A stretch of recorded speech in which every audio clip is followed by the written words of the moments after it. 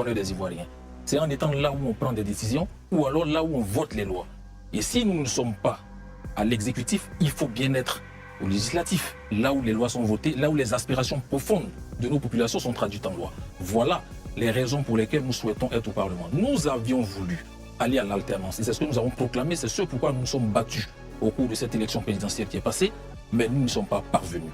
Il ne faut donc pas offrir un boulevard au RHDP pour lui permettre de contrôler l'exécutif et ensuite le législatif. Nous pensons qu'il faut nous battre pour effectivement avoir ce contre-pouvoir-là qui est nécessaire au bonheur des Ivoiriens. Parce qu'une Assemblée nationale monocolore, nous pensons, n'est pas en faveur des Ivoiriens, ne peut pas permettre aux Ivoiriens d'obtenir le changement auquel ils aspirent. Donc voilà la raison pour laquelle nous avons décidé d'aller à cette élection. Nous disons qu'il faut être là où les décisions sont prises. On ne peut pas vouloir changer les choses et ne pas être là où les décisions sont prises, ne pas être là où les lois sont votées. Donc voilà les raisons pour lesquelles nous souhaitons aller à cette élection législative. Voyez-vous, le COJEP a un certain nombre d'idées, le COJEP a un certain nombre d'aspirations que nous voulons traduire en propositions de loi. Donc il faut tout naturellement être là où les lois sont votées. Très bien. Alors est-ce que vous avez un commentaire justement à faire sur le PPACI qui décide de ne pas aller aux législatives? Non, je n'ai pas à commenter la décision prise par un autre parti politique. Nous, en ce qui nous concerne, nous disons, si nous voulons changer les choses, il faut être là où les lois sont votées. Souvenez-vous, on fait un peu d'histoire. Lorsque le président Félix Houphouët-Boigny voulait obtenir à l'époque l'abolition du travail forcé, où est-ce qu'il est allé? À l'Assemblée nationale. Quand bien même cette Assemblée nationale n'était pas acquise à tous ces noirs, non, c'était une Assemblée nationale de blancs. Mais il y est allé, il a déposé une proposition de loi et on a obtenu l'abolition du travail forcé. Ça veut dire qu'on peut aller, même quand on est minoritaire. Parce que moi, je me dis, je suis de Guibérois. Je défends les intérêts des populations de Guibérois et du peuple ivoirien en général. Mais les problèmes que nous avons à Guibérois, mais ces problèmes se retrouvent dans d'autres contrées du pays qui ont des députés d'obédience différentes. Mais si nous avons les mêmes problèmes et que nous voulons effectivement œuvrer au bonheur des Ivoiriens, mais il n'y a pas de raison qu'on ne s'entende pas sur des lois qui vont donc contribuer au bonheur des Ivoiriens. Donc nous allons à l'Assemblée nationale avec l'idée que nous allons impacter effectivement le quotidien des Ivoiriens. Arnaud? Oui, avant même de poser ma question, est-ce que vous irez sous la bannière du COJEP ou indépendant? Parce qu'il me semble qu'il y a des difficultés au niveau de l'obtention de l'agrément du parti. Vous le saurez. Nous irons. Mais vous avez... justement, Arnaud, on peut en savoir davantage. Vous dites qu'il y a des difficultés sur l'agrément du parti. Mais justement, vous avez déposé votre candidature. Est-elle sous la bannière COJEP ou indépendante? Parce que ça, au moins, on peut le savoir, puisque je suppose que votre dossier a déjà été déposé. Le dossier, vous saurez, sera déposé, mais on dirait sous la bannière indépendante. Tout le monde sait que j'y vais pour représenter donc le COJEP. C'est en raison de difficultés d'ordre administratif que nous ne pouvons pas. Okay. Vous savez, depuis 2015 que ce parti est créé, nous n'avons jusqu'à ce jour pas obtenu le récépissé auquel nous aspirons, auquel les autres partis ont droit. Mais pourquoi? Qu'est-ce qui coince? Je ne le sais pas, c'est une question qu'il va falloir poser au gouvernement qui nous empêche depuis 10 années d'avoir un récépissé qui est donné à tous les autres partis politiques. Mais ça, ce n'est pas un obstacle pour nous. Nous continuons notre travail, nous continuons nos activités tant que nous pouvons. Et ce récépissé-là n'est pas un obstacle pour nous. Nous voulons aller au Parlement, nous irons avec nos idées pour changer le bonheur. Très bien. Et la dernière fois, vous avez fait la demande justement du récépissé, ça remontait à quand? Ah, mais je peux vous sortir des courriers de relance que j'ai adressés à l'administration. Nous n'avons pas encore eu ces courriers, mais il y a des choses qui bougent et on nous a promis avoir donc ces récépissés dans les mois à venir. C'est vrai que ça tarde un peu, mais comme je le dis, ce n'est pas un obstacle, ça tarde beaucoup même, ça va faire 10 ans. Depuis 2015 que le COJEP est créé, mais pour nous ce n'est pas un obstacle. Nous allons aller, en dépit de ces difficultés, le président Charles Blé, vous le savez, tout le monde sait la résilience dont il a fait preuve, et c'est cette résilience-là qu'il a partagé, si vous voulez, et qui a contaminé l'ensemble des militants du COJEP. Donc pour nous, ce n'est pas un obstacle majeur. Nous allons aller de l'avant. Arnaud, dernière relance. Oui, ma dernière question. Maintenant, sur l'élection à proprement dit, combien de dossiers de candidature vous entendez déposer et combien de députés vous espérez avoir? Est-ce que vous pensez pouvoir avoir un groupe parlementaire, par exemple? C'est un objectif que nous avons. Je ne peux pas vous dire aujourd'hui combien de députés nous aurons, mais nous allons compétir avec l'espoir d'avoir suffisamment de députés pour constituer un groupe parlementaire. Est-ce que toutes les régions du pays seront visitées? Est-ce que vous aurez des députés pour le Nord, enfin des candidats pour le Nord, le Sud, l'Est et l'Ouest, le Centre? Je pourrais vous donner donc de plus amples informations à la clôture du dépôt donc des candidatures mercredi après-midi. Mais pour les dossiers qui se constituent, vous êtes présent dans à peu près combien de localités environ? Pas l'élection, mais en tout cas, enfin, pas le nombre d'élus, mais le nombre de candidatures que vous projetez. Nos camarades sont actuellement en train de réunir les éléments. Les derniers sont en train de déposer donc leur dossier. Donc je vous ferai donc le point à la clôture donc des dépôts de candidatures. J'ai deux préoccupations. La première, il y a le PSI-RDA qui vient de lancer une coalition. J'ai vu qu'elle a fait appel à des personnes. Vous n'avez pas été cité, COJEP. un problème, vous avez été déjà touché. Et est-ce que pour les législatives, vous aurez la même attitude qu'à la présidentielle? Je sais que vous avez soutenu une candidate. Le COJEP est aujourd'hui prêt à soutenir d'autres candidats là où ils ne sont pas candidats, ceux de l'opposition. Comment ça se passe? Quelle sera votre posture pour ces législatives? Alors, premièrement, nous n'avons pas été associés, comme vous l'avez dit, je ne sais pas. Rassemblement au rassemblement. des citoyens de la démocratie. Voilà, mais ce que je peux dire relativement à toutes ces coalitions qui se font et se défendent, c'est que ce n'est pas un réflexe pour nous, au COJEP, d'aller d'une coalition à une autre. Ça c'est très clair. Être dans une coalition le matin, dans une autre l'après-midi et créer une autre encore le soir, non, ça ce n'est pas le COJEP. Nous nous concentrons sur la construction de notre parti. C'est d'abord ça. Nous nous concentrons donc sur les échéances qui arrivent. Est-ce que nous allons soutenir d'autres candidats? Non. Nous avons soutenu un autre candidat au cours de l'élection présidentielle parce que notre candidat n'avait pas été autorisé à compétir. Et donc nous avions choisi donc pour plan B un candidat qui n'était pas le COJEP. Mais pour cette fois-ci, nous allons, et sous la bannière, enfin, avec les difficultés que nous avons, mais nous allons y aller nous-mêmes. Non, mais là où vous n'êtes pas présent, parce que tout à l'heure, Christelle vous a demandé que vous serez candidat dans tout le territoire national. Là où vous n'êtes pas candidat, vous serez prêt à soutenir d'autres candidatures issues de l'opposition? C'est ça ma question. Par exemple, le RID. Voilà. Ce sont des discussions qui auront lieu. Pas de problème pour ça. Ce sont des discussions qui auront lieu. Gandhi, une relance, non? On passe à la SINA? Oui, moi, je voudrais commencer par un commentaire. C'est ce qui me frappe, c'est le dynamisme de M. Blé Goudé, la réelle politique.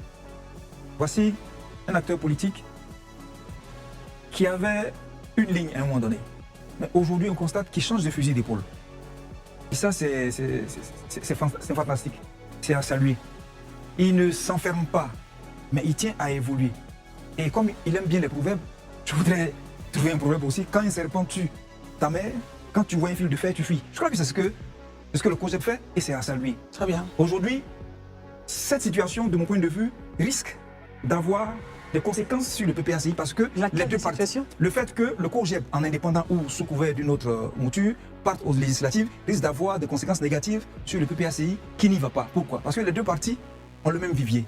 Les deux parties sont sensiblement dans les mêmes zones. Donc, le COJEP pourra prendre les bases délaissées par le PPACI.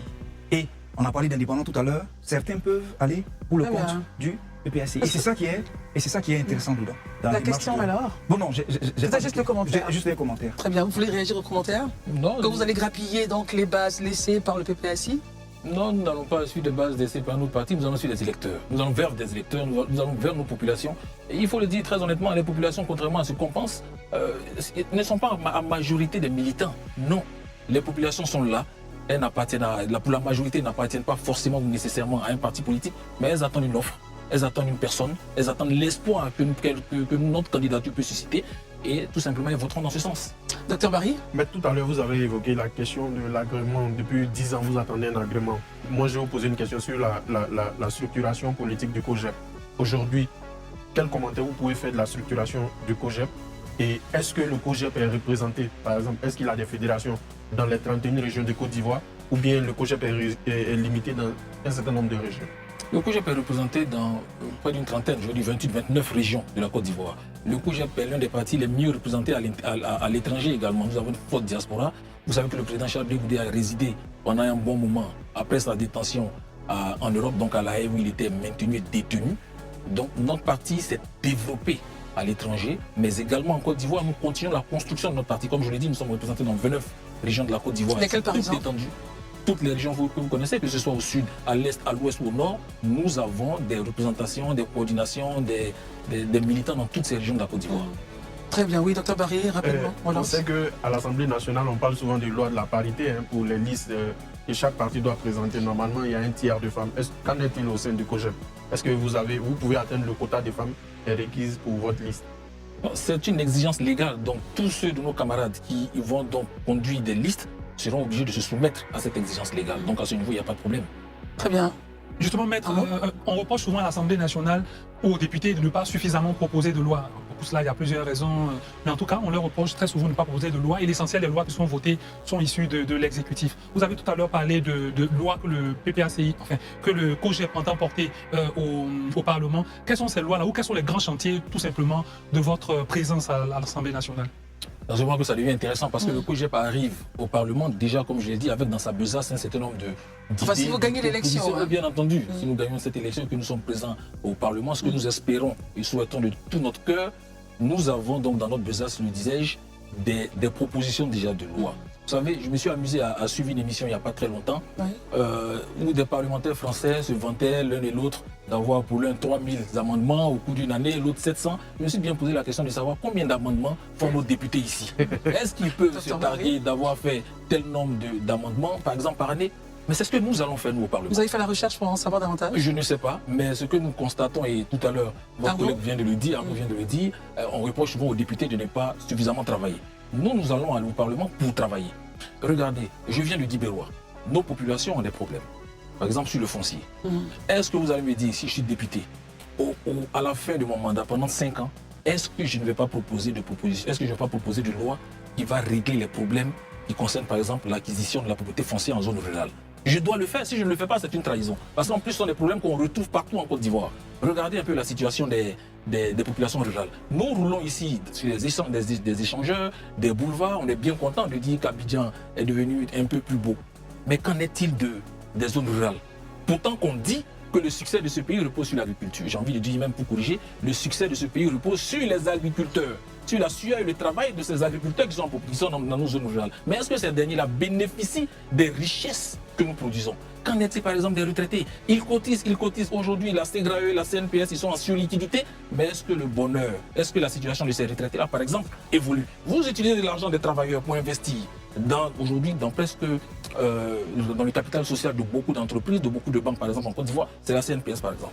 Et avec les dividendes qu'on engrange, est-ce que les retraités bénéficient de cette embellie, de cette richesse qui est créée par l'argent, qui est investi par leur argent? Comment traduire ça en loi? Mais il faut le faire. Mais attends. Il faut le faire. Avant de traduire, il faut voir l'état des lieux avec les Bien structures. sûr, au moment où nous allons nous installer, donc, quand nous serons à l'hémicycle, bien entendu, ce sont des travaux que nous allons mener pour parvenir donc au vote de ces lois. Mais il faut, comme je dis, beaucoup plus de justice sociale en Côte d'Ivoire. Vous produisez, mais vous ne profitez pas. Et c'est ceux qui sont ici qui profitent un peu plus. Non. Et donc c'est pour cela que vous voulez aller à l'Assemblée. Ah, bien sûr, nous avons des choses à dire. Moi, ma préoccupation, je vais revenir sur ça. À l'Assemblée, vous êtes juriste, vous savez qu'il y a une procédure, même pour qu'une loi puisse être adoptée, même que ça soit d'abord en chose, comme on appelle de façon restreinte avant de venir. Donc vous voyez déjà que le problème se pose toujours quand vous n'êtes pas majoritaire. Parce que c'est pas ce qui a manqué à certains députés dont à Salé. Ils en discutent, mais ça ne dépasse même pas le cadre restreint. Donc vous voyez que Donc vous voyez que ça passe pas souvent même en commission où on est en minorité. Donc l'idée, ce serait d'appeler pour que vous soyez majoritaire à l'Assemblée. Mais ça, ce n'était pas ma préoccupation. Je leur rebondis. Moi, là, je veux revenir sur un fait. Charles Blé Goudé, votre leader, a fait une conférence la dernière fois, il a fait une sortie. Il a félicité le président de la République. Il a validé donc le 4e mandat, si je peux m'exprimer ainsi, en griffe. Mieux, il a demandé que le président puisse libérer en fait tous ceux qu'il appelait les prisonniers politiques. Est-ce que ce n'est pas une preuve d'impunité? Ce n'est pas une sorte d'impunité, vous, en tant que juriste? Des gens ont été condamnés. Des gens sont en prison après avoir été arrêtés par rapport à des infractions dont on les accuse, certains n'ont pas encore été jugés, et vous avez demandé qu'on puisse les libérer. Est-ce que ce n'est pas faire la promotion, ce n'est pas une promotion de l'impunité? Maître? Premièrement, pour revenir sur la question de la minorité à l'Assemblée nationale, pour nous ce n'est pas un obstacle, comme je l'ai dit.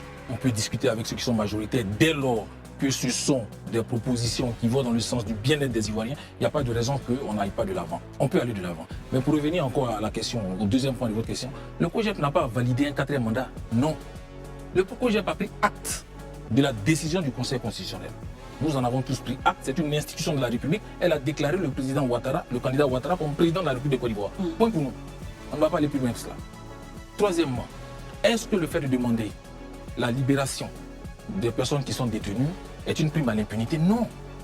Non, non. Pour nous, ce n'est pas une prime à l'impunité. Nous avons demandé, le président Charles Blé Goudé a fait appel à demander la clémence du chef de l'État. Nous savons les circonstances dans lesquelles ces personnes-là se retrouvent aujourd'hui détenues. Je pense que le pouvoir aujourd'hui en Côte d'Ivoire ne peut pas me dire qu'il n'a rien à se reprocher dans cette situation. C'est bien lui, le pouvoir en place, qui a créé les conditions aussi pour que ces personnes-là se retrouvent dans une forme de révolte. Mais mieux, quand vous allez à la Maka, pôle pénitentiaire ou alors dans d'autres prisons, mais il n'y a pas que des personnes qui étaient en train de marcher. Il y a des innocents qui se retrouvent là-bas. Moi, j'étais à la Maka la semaine dernière. Vous avez 11 200 détenus à la Maka pour une prison qui est construite pour 1500 personnes. Mais qui se retrouvent là-bas? Ils sont entassés comme des bœufs. C'est-à-dire là où la place pour réserver pour une personne, il y en a 6. Comment est-ce qu'ils restent là-bas? Comment est-ce qu'on peut détenir des gens dans des circonstances comme ça? Non. Donc au-delà même de la clémence, qui s'inscrit dans le cadre de la réconciliation que nous avons toujours prônée, mais il y a des questions même humanitaires. Nous sommes en train de déshumaniser la prison. Ce n'est pas normal. C'est un combat que nous allons porter d'ailleurs lorsque nous allons arriver au Parlement et que nous avons commencé déjà à mener déjà ici.